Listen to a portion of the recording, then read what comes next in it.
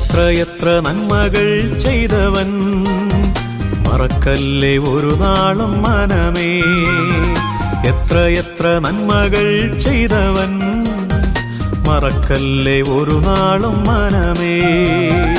എണ്ണി എണ്ണി സ്തുതിപ്പിൻ, എല്ലാ നാമം സ്തുതിപ്പിൻ, നന്ദിയോടെ നല്ലവന് സ്തുതിപ്പിൻ. എണ്ണി എണ്ണി സ്തുതിപ്പിൻ, എല്ലാ നാമം സ്തുതിപ്പിൻ, നന്ദിയോടെ നല്ലവന് സ്തുതിപ്പിൻ. ഹല്ലേലൂയാ ഹല്ലേലൂയാ ഹല്ലേലൂയാ ഹല്ലേലൂയാ.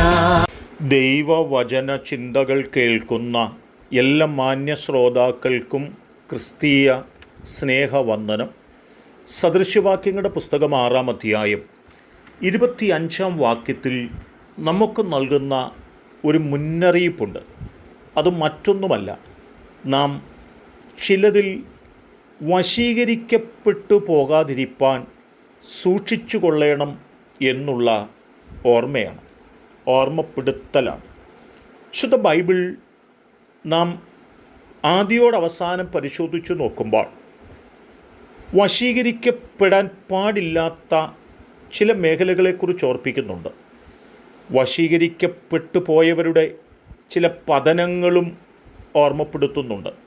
ചുരുക്കമായി ചിലത് മാത്രം ഞാൻ ഓർപ്പിക്കുമ്പോൾ, ആവർത്തന പുസ്തകം 4-ാം അധ്യായം 19-ാം വാക്യത്തിൽ പറയുന്നത്, നാം ആരാധിക്കുന്നത് അത്യുന്നതനായ ദൈവത്തെയാണെന്നും ആ ദൈവത്തെ നാം ആരാധിച്ചു കൊണ്ടിരിക്കുമ്പോൾ നാം ചന്ദ്രനെയും നക്ഷത്രങ്ങളെയും നോക്കുമ്പോൾ അവയെ നമസ്കരിപ്പാനും സേവിപ്പാനും നമുക്ക് തോന്നുന്ന തലത്തിൽ അത് നമ്മെ വശീകരിപ്പാൻ സാധ്യതയുണ്ട്.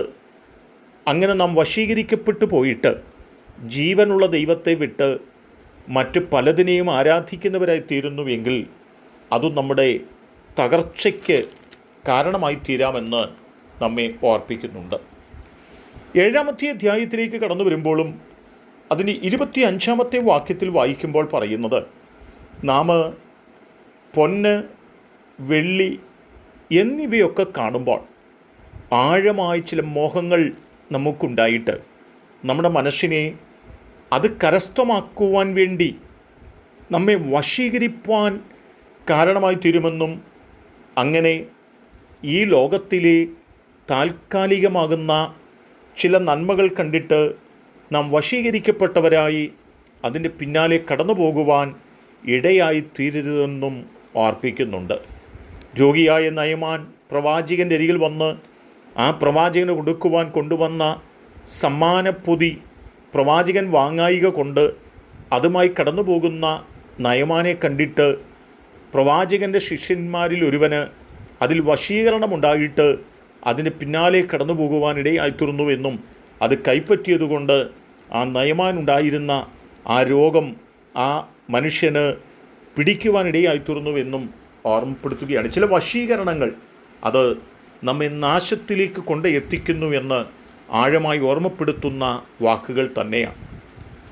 ന്യായാധിപന്മാരുടെ പുസ്തകം 16-ാം അധ്യായത്തിലേക്ക് നാം കടന്നു വരുമ്പോഴും അവിടെ കാണുവാനായിട്ട് കഴിയുന്നത് ശിംശോൻ എന്ന് പറയുന്ന ശക്തനായ ശ്രേഷ്ഠനായ ആത്മനിറവ് പ്രാപിച്ച ഒരു മനുഷ്യനെക്കുറിച്ചാണ്. താൻ വിവാഹം കഴിച്ച് തൻ്റെ ഭാര്യയെ വീട്ടിലാക്കി മടങ്ങി വന്നിട്ട് ചില നാളുകൾ കഴിയുമ്പോൾ ഭാര്യയെ കാണുവാൻ വേണ്ടി കടന്നു ചെല്ലുമ്പോൾ ഭാര്യയെ തോഴന് ദാസന് കൊടുത്തു എന്ന് കേട്ടിട്ട് മടങ്ങി വരുമ്പോൾ വഴിയിൽ കണ്ട ഒരു സ്ത്രീയുടെ വശീകരണ വാക്കുകളുടെ മുൻപിൽ, അവളുടെ പ്രവൃത്തിയുടെ മുൻപിൽ ആ ശിംശോൻ വശീകരിക്കപ്പെട്ടു പോയി എന്നുള്ളതാണ് സത്യം. ആ സ്ത്രീ പറഞ്ഞത് കേട്ട് അവളോടുകൂടെ ഇരിക്കുവാനും അവളോട് സംസാരിപ്പാനും അവളുടെ മടിയിൽ കിടന്ന് ഉറങ്ങുവാനുമൊക്കെ മനസ്സ് കാണിച്ചു. ആ തലത്തിൽ അവൾ ശിംശോനെ വശീകരിക്കുകയും ശിംശോൻ്റെ മേൽ വ്യാപരിക്കുന്ന ആത്മശക്തിയുടെ നിറവ് എവിടെയാണെന്ന് തിരിച്ചറിയുകയും അങ്ങനെ ശിംശോൻ ചതിക്കപ്പെടുകയും ചെയ്യുവാനിടയായിത്തീർന്നു. ഒരു വശീകരണമാണ് ശിംശോൻ്റെ തകർച്ചയുടെ പിന്നിലുണ്ടായതെന്ന് നാം മറന്നു പോകരുത്. ഈ വചനങ്ങളൊക്കെ നമ്മെ ഓർപ്പിക്കുന്നത് ചില മേഖലകൾ നമ്മെ അവരിലേക്ക്, ആ വസ്തുവിലേക്ക്, ആ നന്മയിലേക്കൊക്കെ വശീകരിക്കാം. അങ്ങനെ നാം വശീകരിക്കപ്പെട്ടു പോകരുത്.